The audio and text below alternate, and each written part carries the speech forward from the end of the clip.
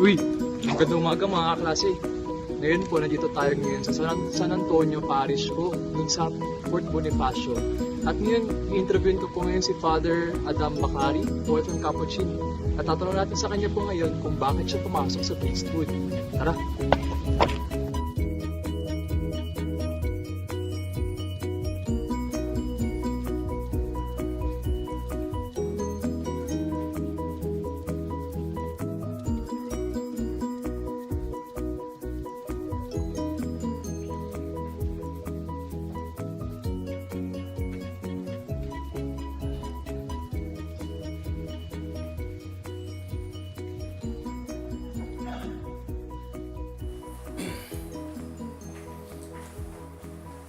Magandang araw po. Nandito po ako ngayon sa Santuario de San Antonio Parish dito sa the Fort.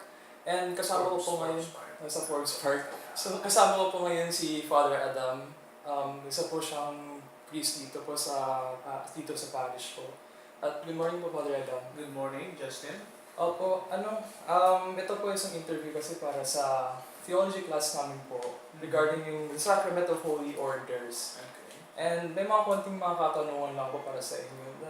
Gusto ko sana malaman kung ano yung what went through your mind nung pumasok kayo sa priesthood at bakit niyo po ginawa yung mga yun po? Bakit kayo nag-engage sa priesthood po? So, ayun po. Yung question po, ano ang nagtulak sa inyo para pumasok sa seminaryo po? Medyo mahaba kung kukwento ko, pero I won't go into much details. But siguro kung babalikan ko yung aking vocation story, from the beginning, no, nung bata naman ako, I was not aware of entering, or I was not really thinking of entering the seminary.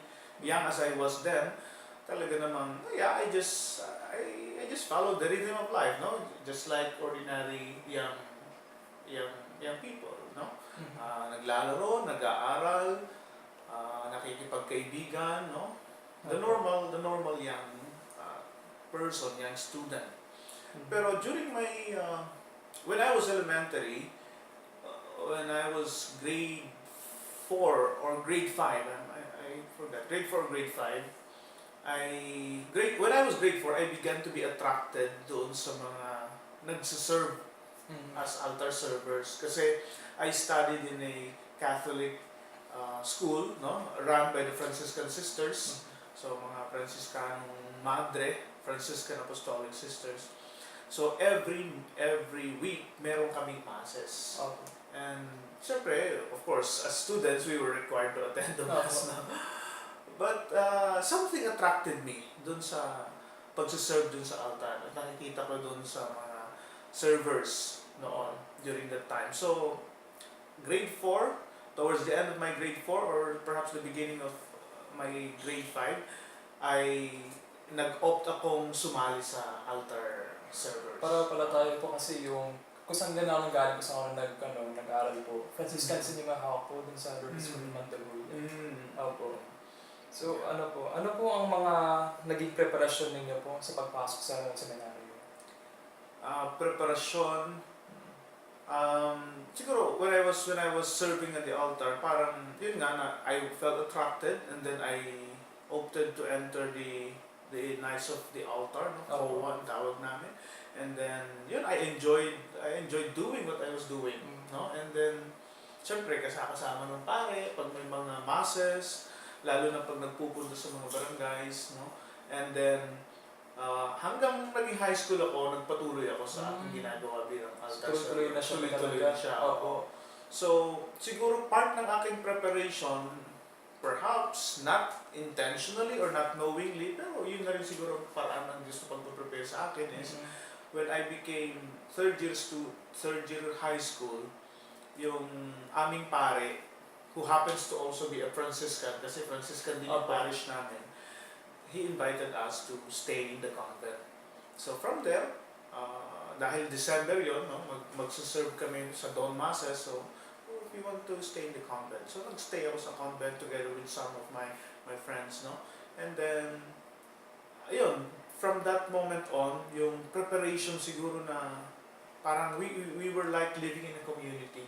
Opo.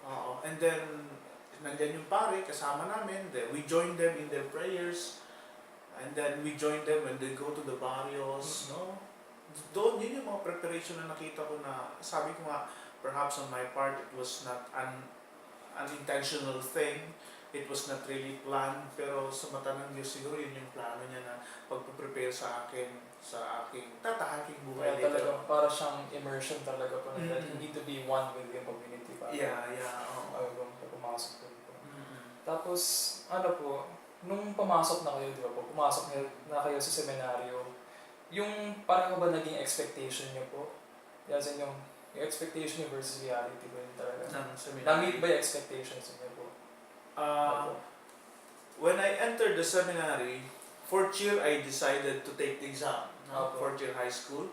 And then, sabi ko nga, Franciscans din yung mga pari sa amin. So, more or less, meron akong idea about St. Francis, about the life of Franciscans. And practically, na-inspire ako dun sa life ng mga Franciscans. No? Especially yung kanilang dedication to service sa mga far-flung areas, no?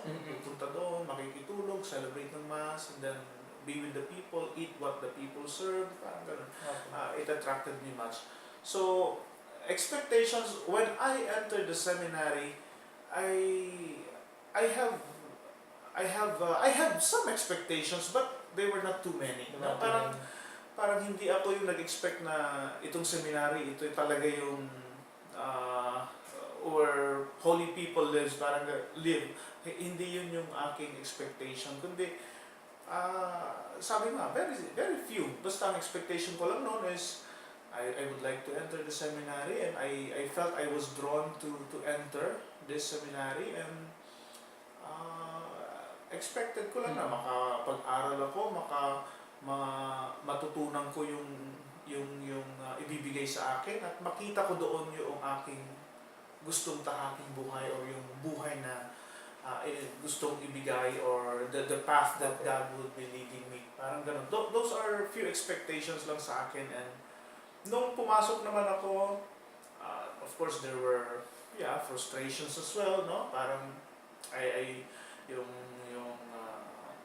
parang yun nga, siguro may mga failed expectations din na parang ganito pala ang seminary, hindi naman pala, parang so maraming ups and downs. Mga ups and downs na na-experience, pero very few lang talaga expectation ko, and I believe most of my expectations were met, in the sense that the main expectation really that I have is I would like to try this life, and I felt that I was drawn to this life, and I would like to see where God is really leading me through entering the seminary. So, nung po, di ba merong proseso ito po? May process yung Sacrament of Holy Orders. Hindi lang po all in one day magagawa siya. Maalala niyo ba yung proseso niya po? Kung paano kayo na-ordain po? Na-ordain. In terms of process, there were a lot of processes na pagdaanan namin, no? I entered after high school, so college, seminary. Practically 4 years ako dun sa seminaryo. And kung processes, of course, nag-aaral kami, pero there were also a lot of processes like processing ourselves, no? Discovering more ourselves. Yung pagkilala sa sarili kasi napakahalaga eh. Tapos, siyempre, yung healing of the wounds, no? That we recognize that human as we are also wounded people, no? And ito yung mga processes na kailangan natin pagdaanan. And then, of course, the process of really dealing with relationships with others, no? Yung mga kasama mo, mga kapatid mo.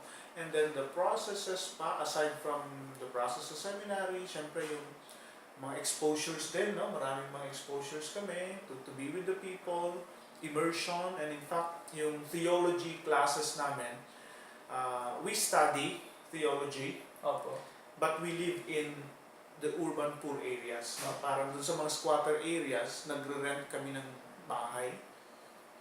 Among ourselves, no? Puro mga friars, tawag namin mga student friars na nag-aaral ng theology, plus the formators, 2 or 3 formators with us, and then we go to school. So parang yung pagdanas ng nangyayari sa normal na Pilipino.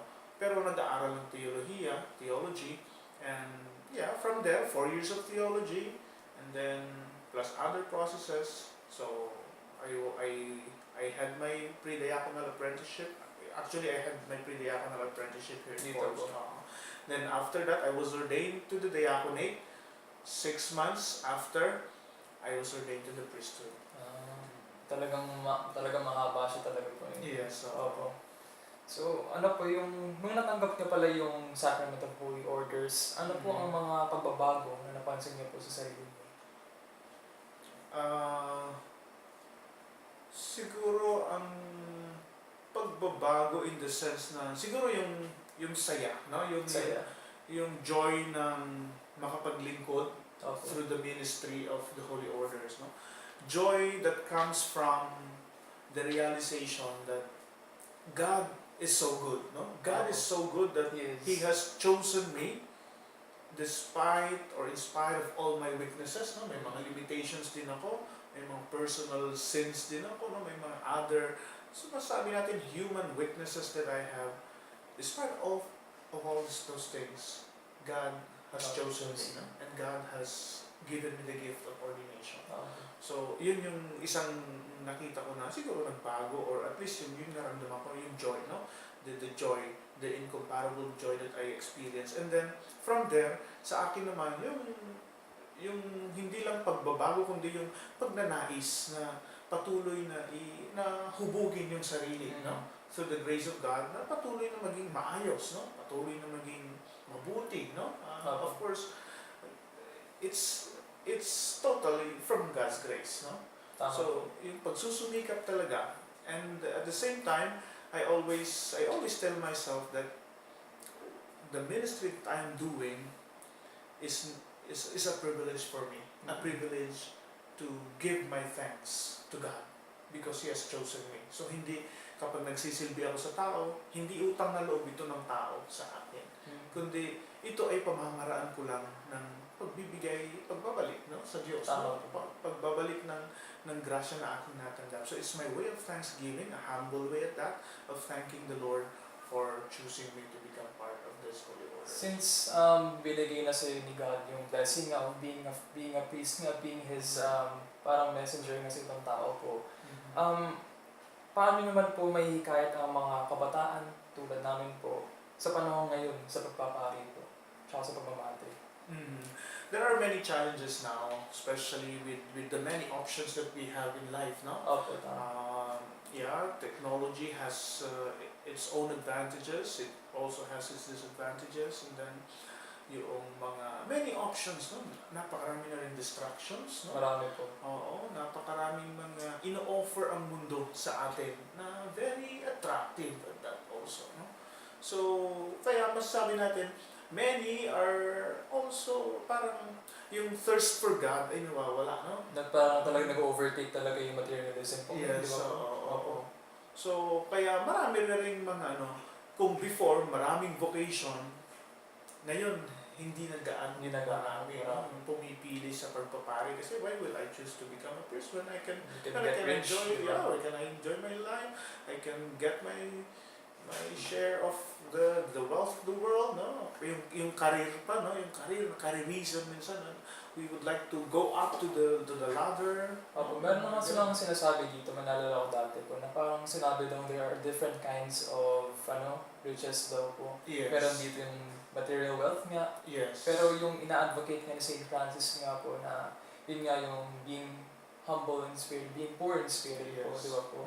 So, ayun yung nakikita ko po, yung parang the act of giving and receiving nga po. Yeah, and that's very true kasi kaya nga minsan hindi rin pinipili yung pagpapare or even yung pagiging Franciscano, no? Kasi for the Franciscans, as much as possible, yung without anything of our own, no? Yung pag-aari namin is communal, no? We have convents, we have cars, but it's not for my personal use. It's not named sa akin, no? Ganun. So, pero din doon ako personally, doon ko rin nakikita yung saya, yung joy, that even though you are detached to things, but God gives back. He gives back in 100-fold, really, no? He gives back. Malayo man kami sa families namin, but then we have families, no? We have support, care, and concern coming from the parishioners, like they're like family to us. No, they give us, no? They give us, they support us and everything. So God really gives back. So yung last question nga po, ano po ang mga maipapayo ninyo sa mga kabataan na gustong pumasok sa Sacrament of Holy Orders po? Una, pumasok kayo.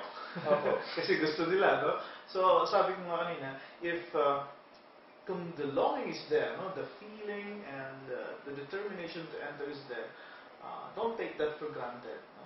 Opo. Kung nandoon yung searching, siyempre hindi pa naman talaga tayo sigurado kapag pumasok tayo sa seminary, we are not really sure, no? But then, nandoon na yung desire. Opo. So, kung nandoon na yung desire, respond to that desire. Opo. Search for that desire, no? Opo. And, pumasok, no? Pumasok sa seminary, makipag-usap sa priest, or makipag-usap sa religious sisters, whoever, na in line doon sa desire na yon. So that magkakaroon ng kaliwanagan, and do not take that for granted, because that might be the call of God for you to try. Opo. Well, salamat talaga, Father, po dun sa, yung sa for your time po. Thank you talaga po. We really appreciate. The group really appreciates.